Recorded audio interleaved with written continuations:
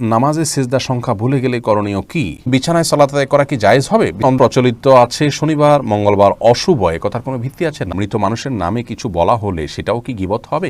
উঁচু দাঁত নিচু করা যাবে কিনা? সালাতে পা ঢাকা কি মেয়েদের জন্য ফরজ? মাসিকের সময় কি আজানের জবাব দেওয়া যাবে? জামাতে সালাত আদায়ের সময় ইচ্ছাকৃতভাবে কাতার ফাঁকা রেখে সালাত আদায় করলে সালাত হবে কিনা? সিজদার সামনে মোবাইল রেখে নামাজ আদায় করলে কোনো সমস্যা হবে কিনা? কসরের নামাজ কতদিন পড়া যায়? সন্ধ্যাবেলা ঘর ঝাড়ু দিতে হয় না, এ ধারণা কি সঠিক? অপবিত্র অবস্থায় কবর খোঁড়া যাবে কি না? কপালে কালো টিপ দেয়া নিয়ে কিছু বলুন এবং পুরুষকে কানদুল দেয়া নিয়ে বলুন। করোনার দোহাই দিয়ে কোরবানি না দিলে পরবর্তী করণীয় কি বা এর ফলাফল কি?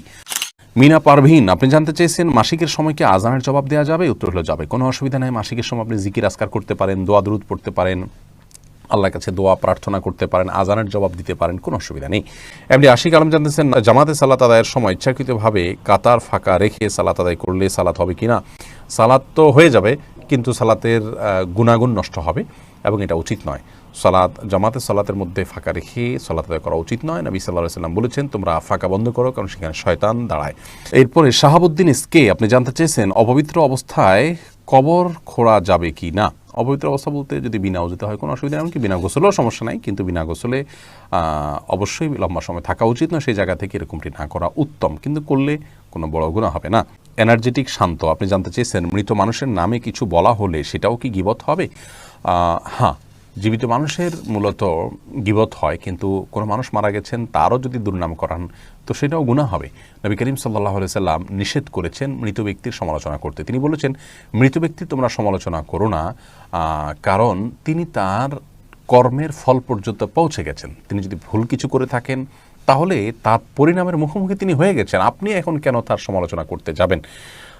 তার ভালো গুণগুলো আলোচনা করুন। নবী সাল্লাল্লাহু আলাইহি ওয়াসাল্লাম বলেছেন উযকুরু মাহাসিনা মাওতাকুম, তোমাদের মৃতদের ভালো গুণগুলো তোমরা আলোচনা করো, খারাপগুলো আলোচনা করো না। এখান থেকে বোঝা যায় মৃত ব্যক্তির সমালোচনা করা জায়েজ নয়। সামিনা, আপনি জানতে চেয়েছেন কসরের নামাজ কতদিন পড়া যায়? যতদিন আপনি মুসাফির থাকবেন ততদিন।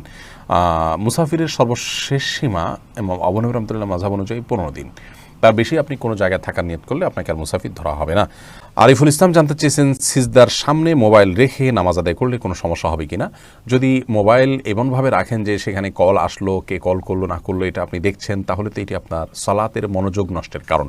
সালাতের যে মূল প্রাণ মনোযোগ সেটাই নষ্ট হয়ে যাবে। আল্লাহ শরণার্থে সালাত, সেটি আল্লাহ শরণার্থে হবে না, অন্যদিকে মনোযোগ যাবে। সেই জায়গা থেকে মোবাইলকে আপনি উল্টিয়ে রেখে সালাত আদায় করলে নামাজ হয়ে যাবে ইনশাআল্লাহ বিইذনিল্লাহ। এমনকি আপনি যদি উল্টিয়ে না রেখে সালাত আদায় করেন, সালাত আপনার প্রথাগত পদ্ধতি অনুযায়ী হয়ে যাবে, কিন্তু এটির নিষ্প্রাণ সালাতের মতো হবে, অর্থাৎ এই সালাতের মনোযোগ নষ্টকারী হবে। সেই জায়গা থেকে মোবাইলকে আপনি উল্টা করে রেখে আপনি সালাত আদায় করা যেতে পারে। উনি উম্মে সালমা জানতে চেয়েছেন উঁচু দাঁত নিচু করা যাবে কিনা, তাতে কি সৃষ্টির পরিবর্তন হবে নাকি এটা ত্রুটি? উঁচু নিচু দাঁত থাকলে এটা এক ধরনের ত্রুটি, এটাকে শুধরাবার জন্য সমান করাতে কোনো অসুবিধা নেই, এটি আল্লাহ সৃষ্টিতে পরিবর্তন হিসাবে গণ্য হবে না। রাহিম আখতার জানতে চেয়েছেন প্রচলিত আছে শনিবার মঙ্গলবার অশুভ, এ কথার কোনো ভিত্তি আছে না? বোন, এ কথার কোনো ভিত্তি নাই, এগুলো কুসংস্কার। দিন সবগুলো আল্লাহ তাআলার। নবী সাল্লাল্লাহু আলাইহি ওয়াসাল্লাম বলেছেন, আল্লাহ রাব্বুল আলামিন হাদিসে কুদসিতে বলেছেন আনাদ-দাহর উকাল্লিবুল লাইলা ওয়ান নাহার লা তাসুব্বুদ-দাহর, তোমরা সময়কে গালমন্দ করো না, সময়কে খারাপ বলো না, কারণ আমি সময়কে পরিবর্তন করি। অতএব শনি এবং মঙ্গল এগুলো যিনি সৃষ্টি করেছেন, বৃহস্পতি বুধ অন্যান্য দিনগুলো তিনি সৃষ্টি করেছেন। কোনো দিনের মধ্যে কোনো প্রকার আপনার অমঙ্গল নেই। কোনো দিনকে অপয়া মনে করা এটি আমাদের ঈমান বা বিশ্বাসের সাথে সঙ্গতিপূর্ণ নয়। কল্যাণ এবং ক্ষতির একমাত্র মালিক আল্লাহ রাব্বুল আলামিন, কোনো সময়ের মধ্যে কোনো কল্যাণ অকল্যাণ নেই, বিধায় এমনটি বিশ্বাস করলে ঈমানের জন্য ক্ষতিকর হবে। রিজবি নীরব আপনি জানতে চেয়েছেন অন্ধকারে নামাজ আদায় করা যাবে কি না? অন্ধকারে নামাজ আদায় করা যাবে, তবে আলো থাকতে বিনা কারণে অন্ধকার করে নামাজ আদায় করা উচিত নয়। আকলিমা খাতুন রিয়া জানতে চেয়েছেন সালাতে পা ঢাকা কি মেয়েদের জন্য ফরজ? একবারে পায়ের পাতা পর্যন্ত না, পায়ের পাতার তলার অংশ এটা আবশ্যক নয়, তবে পায়ের পাতার উপরি অংশ এটি ঢাকাকে অনেক উলামা কেরাম আবশ্যক বলেছেন।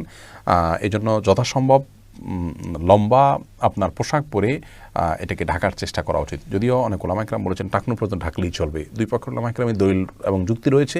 আমরা ইবাদতের ক্ষেত্রে সতর্কতা এবং এহতিয়াতপূর্ণ মতটা গ্রহণ করতে গেলে আমরা বলবো যে পাতা আর উপরিভাগ এটা যেন ঢেকে যায়, সেজন্য দীর্ঘ কোনো কাপড় বা লম্বা কোনো কাপড় আপনি পরুন, তবে তলা ঢাকতে হবে এটি আবশ্যক নয়। অনেকে মোজা পরে নেন, মোজা পরার জন্য এরকম কষ্ট করার বা কসরত করার কোনো প্রয়োজন নেই, কারণ কোনো হাদিসে মোজা পরার কথা বা তলা ঢাকার কথা বলা হয়নি। কপালে কালো টিপ দেয়া নিয়ে কিছু বলুন এবং পুরুষকে কানাদুল দেয়া নিয়ে বলুন। হোসাইন কলি জানতে চেয়েছেন। দেখুন, কপালে কালো টিপ দেয়া যদি এই বিশ্বাস থেকে হয় যে কালো টিপ দিলে বদনজর পড়বে না, এটা হবে সেটা হবে, ক্ষতি থেকে বাঁচবে, তাহলে এটি কুসংস্কার। আর যদি নিছক সৌন্দর্যের জন্য বাচ্চাদেরকে কপালে কালো টিপ দেওয়া হয়, কোনো অসুবিধা নেই।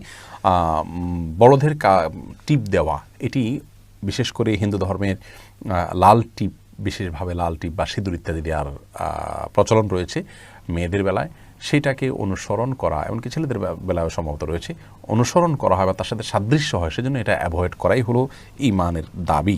নিলয় সঞ্জিদা জানতে চেয়েছেন, সন্ধ্যার সময় নাকি বাথরুমের দরজা খুলে রাখলে খারাপ জিনিস ঘরে ঢুকে, এ কথা কতটুকু সত্য? বর্ণিলয় শুধুমাত্র সন্ধ্যার সময় নয়, দিন এবং রাতের যে কোনো সময় ওয়াশরুমের দরজা, বাসায় যে সমস্ত বাসা বাড়িতে ওয়াশরুম, ভেতরে টয়লেট আছে, সেই জায়গাতে টয়লেটের দরজা খোলা উচিত। এমনকি বাইরে থাকলেও টয়লেটের দরজা খোলা রাখা উচিত নয়, বাইরে থেকে এটা লাগাই দেওয়া উচিত। কারণ দুষ্ট জিনের সবচেয়ে বড় তাদের অবস্থানের জায়গা হলো এই টয়লেটগুলো। নবী করিম সাল্লাল্লাহু আলাইহি ওয়াসাল্লাম বিভিন্ন হাদিসে সতর্ক করেছেন এবং এটি বিভিন্ন অভিজ্ঞতার আলোকেও প্রমাণিত আমাদের কাছে। অনেকেই টয়লেটে গিয়ে আক্রান্ত হয়েছেন দুষ্ট জিন দ্বারায়, অনেকেই আপনার ক্ষতিগ্রস্ত হয়েছেন তাদের উপদ্রবের দ্বারায়, এবং সাহাবীদের যুগে এরকম ঘটনা ঘটেছে। এই জন্য নবী সাল্লাল্লাহু আলাইহি ওয়াসাল্লাম টয়লেটে ঢোকার সময় দুষ্ট জিনের উপদ্রব থেকে বাঁচার জন্য আল্লাহর কাছে আশ্রয় প্রার্থনা করার দোয়া শিক্ষা দিয়েছেন এবং বলেছেন, আল্লাহুম্মা ইন্নী আউযু বিকা মিনাল খুবুসি ওয়াল খাবাইথ। যার কারণে বাসা বাড়িতে টয়লেটের দরজা দিনে রাতে কোনো সময় না খুলে রেখে এটাকে যথাসম্ভব বাহির থেকে সিটকেনে দিয়ে রাখা উচিত, কিন্তু শুধু সন্ধ্যায় খোলা রাখা উচিত নয়, এমনটি মনে করা ভুল। সাদ আপনি জানতে চেয়েছেন, করোনার দোহাই দিয়ে কোরবানি না দিলে পরবর্তী করণীয় কি বা এর ফলাফল কি? অনেক ওলামা ইকরাম বলেছেন পরবর্তীতে টাকা দান করে দিলে হবে যদি আপনি কোনো কারণে কোরবানি দিতে না পারেন, কিন্তু করোনার দোহাই দিয়ে কোরবানি না দেওয়ার সুযোগ নেই, কারণ কোরবানি একটা আর্থিক ইবাদত, এটি প্রতিনিধির মাধ্যমে দেওয়া যায়। আপনি যদি এমন কোনো জায়গায় থাকেন যেখানে করোনার কারণে কোরবানি দিতে পারছেন না, তাহলে আপনি অন্য কোনো জায়গায়, দেশের বিদেশের বিভিন্ন প্রান্তে অন্য কোনো জায়গায় কোনো ব্যক্তিকে টাকা দিন, যিনি কোরবানি করে পশুর গোশত নিজে খেলেন, অন্যদেরকে বন্টন করে দিলেন, আপনার কোরবানিটা আদায় হয়ে গেল। অতএব বিকল্প যেহেতু আছে, এই অজুহাতে কোরবানি না দিয়ে থাকার কোনো সুযোগ নেই। শারমিন জাহান জানতে চেয়েছেন, সন্ধ্যাবেলা ঘর ঝাড়ু দিতে হয় না, এ ধারণা কি সঠিক? না, এটি সম্পূর্ণ কুসংস্কার। সন্ধ্যাবেলা ঘর ঝাড়ু দেয়া বা প্লেটের পানি বাহিরে ফেলার সাথে আপনার কোনো ক্ষয়ক্ষতির কোনো সম্পর্ক নেই, কোনো কিছু হবে না। দিনের বেলা যেরকম ঝাড়ু দেওয়া যায়, সন্ধ্যাও দেওয়া যায়, রাতেও দেওয়া যায়, এবং রাতেও প্লেটের পানি চাইলে বাইরে ফেলতে পারে কেউ, কোনো সমস্যা নেই। এগুলো হিন্দু ধর্মের বিভিন্ন বিশ্বাস আমাদের উপরে ভর করেছে এবং সেটার কারণে আমরা মনে করি এগুলো ক্ষতিকর। এরকম বিশ্বাস করলে বরং সেটি ঈমানের জন্য ক্ষতিকর হবে। জহিরুল ইসলাম জানতেছেন, বিছানায় সালাত আদায় করা কি জায়েজ হবে? বিছানায় সালাত আদায় করা অবশ্যই জায়েজ হবে, বিছানায় যদি পাক থাকে কোনো অসুবিধা নেই। ফারিহা আপনি জানতে চেয়েছেন, নামাজে সিজদার সংখ্যা ভুলে গেলে করণীয় কি? যদি রাকাত সিজদার সংখ্যা নিয়ে আপনার ভুল হয়, তাহলে সেক্ষেত্রে আপনি বেশিরভাগ যেটা মনে হয়, মন যেদিকে বেশি ঝোঁকে, দুইটা না একটা, দুইটার দিকে মন ঝুঁকে বেশি ঝুঁকলে আপনি দুইটা ধরে রাখবেন, শেষে সিজদা সৌ দিয়ে নেবেন। আর যদি একটার দিকে মন বেশি ঝুঁকে, তাহলে আরেকটা দিয়ে শেষে সিজদা সৌ দিয়ে নেবেন। আর যদি কোনো দিকে মন না ঝুঁকে, তাহলে কমটা ধরে, অর্থাৎ একটা ধরে আরেকটা সিজদা দিয়ে লাস্টে সিজদা সৌ দিয়ে নেবেন, তাতে নামাজ হয়ে যাবে ইনশাআল্লাহ।